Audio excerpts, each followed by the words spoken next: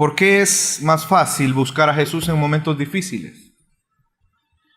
¿Por qué cuando hay una necesidad es mucho más sencillo para nosotros tener una comunión cercana con Dios? ¿Por qué algunas personas muestran esta actitud de tener una cercanía en momentos difíciles? ¿Por qué otros no sienten la necesidad y tienen la conciencia de la importancia de tener un momento como el que vamos a tener ahora de oración con Dios? ¿Por qué algunos dicen, no, yo no voy a ir al culto porque yo no tengo ninguna necesidad? O yo estoy bien. Porque otros igual piensan, no, yo necesito ir por la situación que yo estoy pasando. Y es que de alguna manera esta actitud la vemos en la Escritura. Y Jesús mismo nos dice algo respecto a esta actitud. Yo le pido que me acompañe. Vamos a leer Juan, versículo 6, 26. Respondió Jesús y les dijo: de cierto os digo que me buscáis, no porque habéis visto las señales, sino porque comisteis el pan y os saciasteis. Jesús está haciendo una exhortación en este pasaje.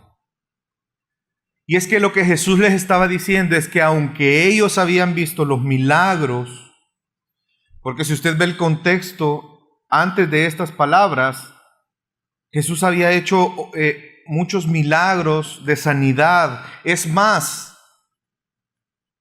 en el contexto de ese mismo pasaje es que encontramos ese famoso milagro de la multiplicación de los panes y los peces. Y es que si usted ve el contexto, la gente seguía buscando a Jesús.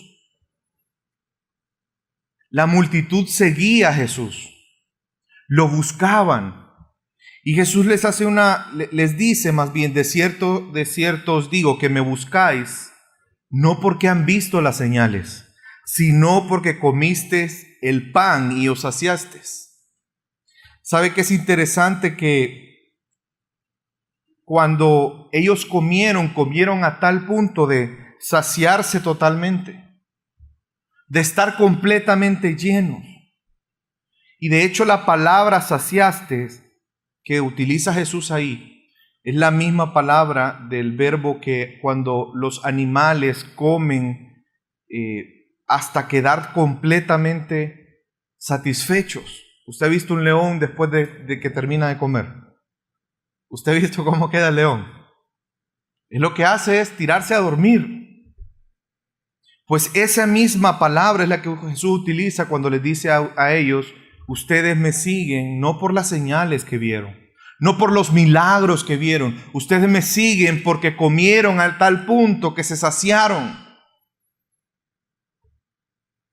Y Jesús, ante esa realidad, donde muchas veces los seres humanos buscamos a Jesús, no por quién es Él, sino por lo que nos puede dar, es que Jesús les dice más bien esta exhortación que vamos a leer a continuación en el versículo 27.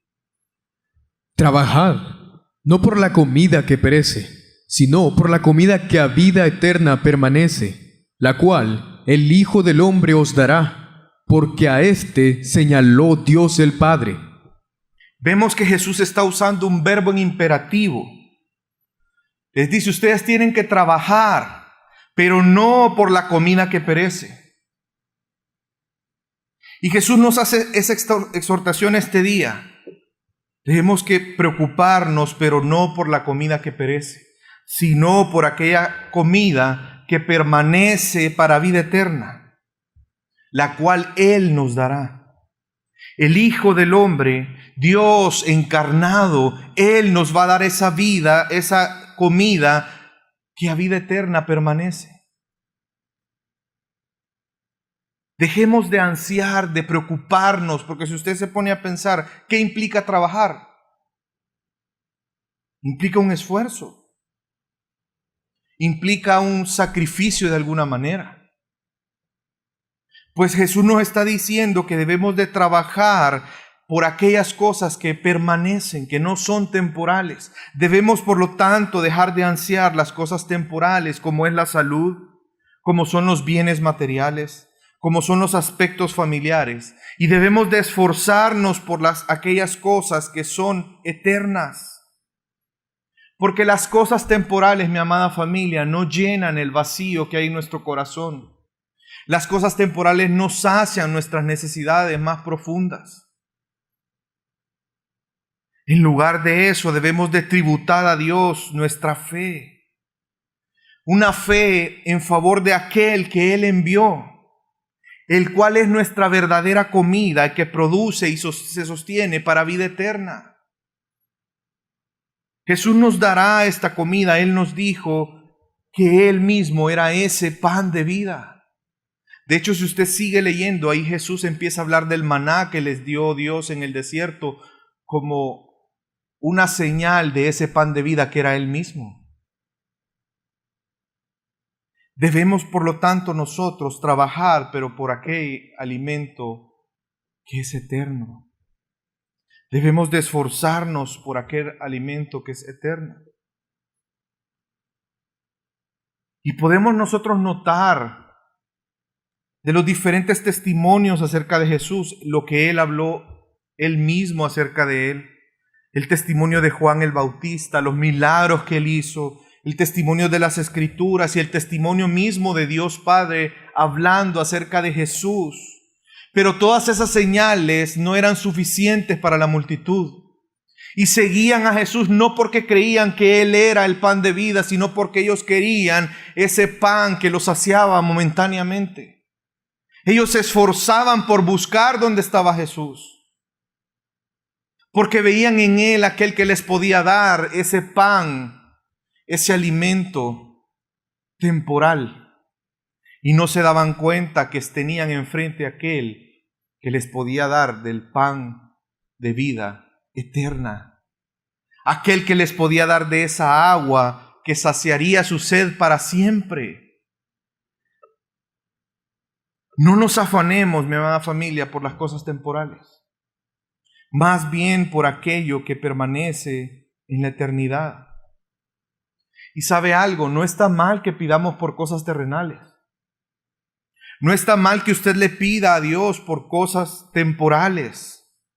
Pero nuestra principal motivación para buscar a Jesús no puede ser pedirle porque supla nuestras necesidades temporales. ¿Glorificamos a Dios por las obras que Él hace en nuestra vida? ¿O glorificamos a Dios por quien Dios es a pesar de la situación en la que está nuestra vida? ¿Glorificamos a Dios cuando recibimos un milagro de Dios? ¿O glorificamos a Dios a pesar que no hemos recibido el milagro que deseo porque soy consciente quién es Él y eso me lleva a glorificarle?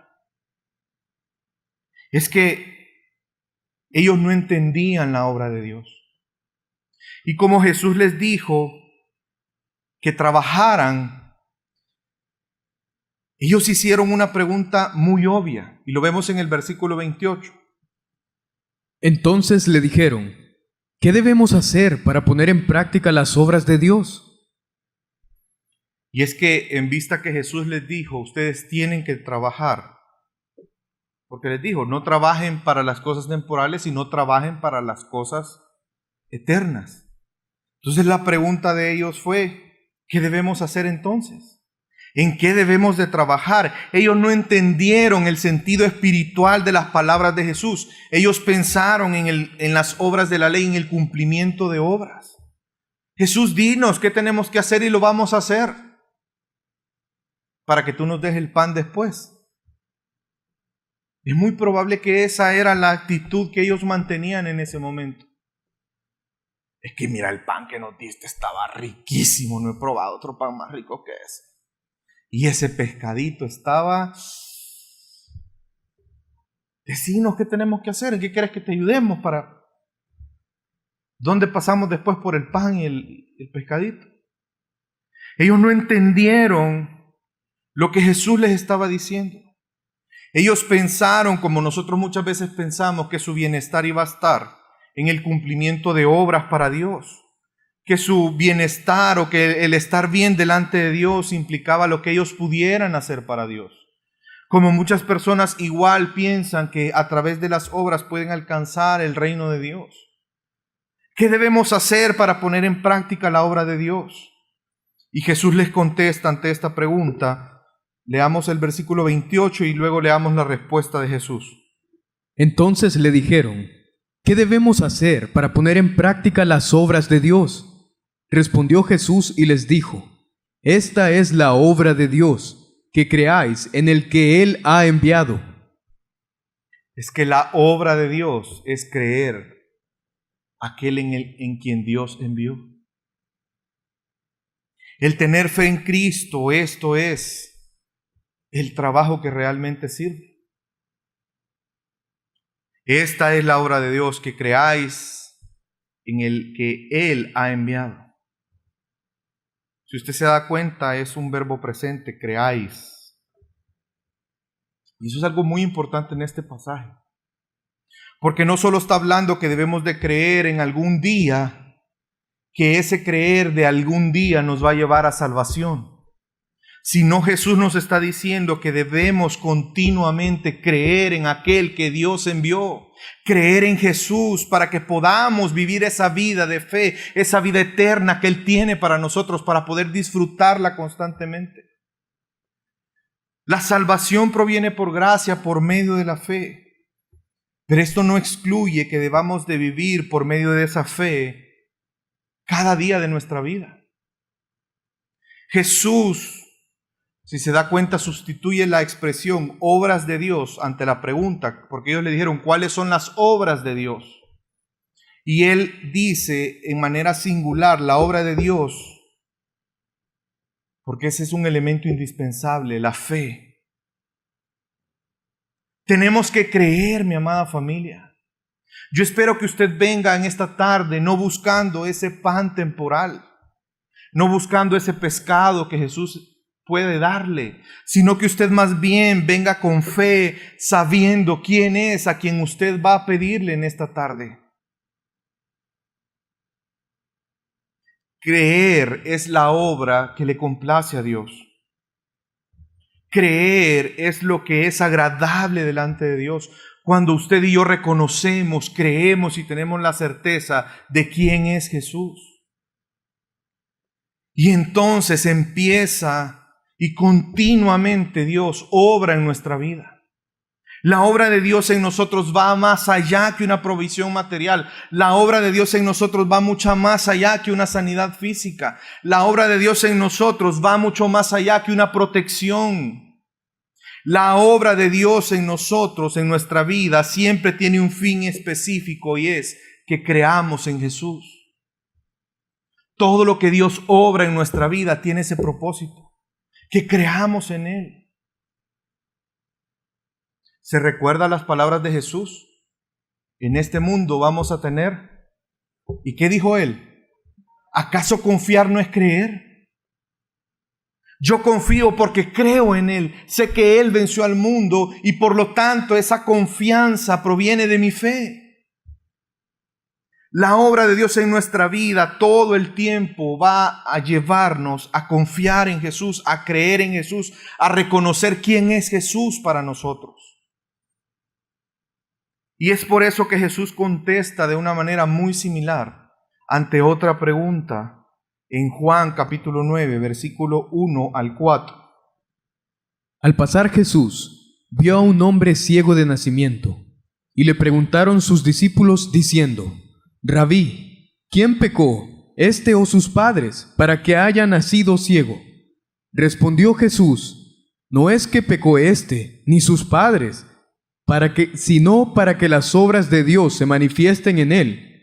Me es necesario hacer las obras del que me envió. Entre tanto que el día dura, la noche viene, cuando nadie puede trabajar. Jesús está hablando de la obra de Dios en la vida de esa persona.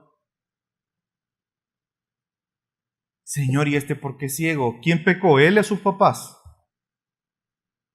¿Cuál fue la respuesta de Jesús? Ninguno, no pecó ni él ni sus padres. Él es ciego con un propósito. ¿Cuál es ese propósito, mi amada familia? ¿Cuál es ese propósito? Que la obra de Dios se manifieste en él. ¿Y cuál es la obra de Dios? que creamos en Jesús. ¿No se ha puesto usted a pensar que las cosas que vivimos tienen un propósito? Y es que la obra de Dios esté presente en nuestra vida. Que cada día usted tenga la certeza de quién es Jesús. Que usted tenga la certeza que su Redentor vive. Que usted tenga la certeza que quien a usted adora es el Rey de Reyes y Señor de Señores. Esa es la obra de Dios en nuestra vida. Por eso es las situaciones que vivimos. Este hombre ciego manifestó la obra de Dios. De igual manera, cada situación en nuestra vida tiene el propósito que se cumpla no solamente la obra de Dios, sino el propósito de Dios para nosotros. Que le glorifiquemos a Él, que sepamos quién es Jesús, que reconozcamos todos los días que Jesús es el dador de la vida, aquel quien es nuestro pan de vida, quien es nuestra agua de vida, aquel que lo llena todo en todos, aquel que es Señor, que es juez justo, aquel que su nombre es Jesús.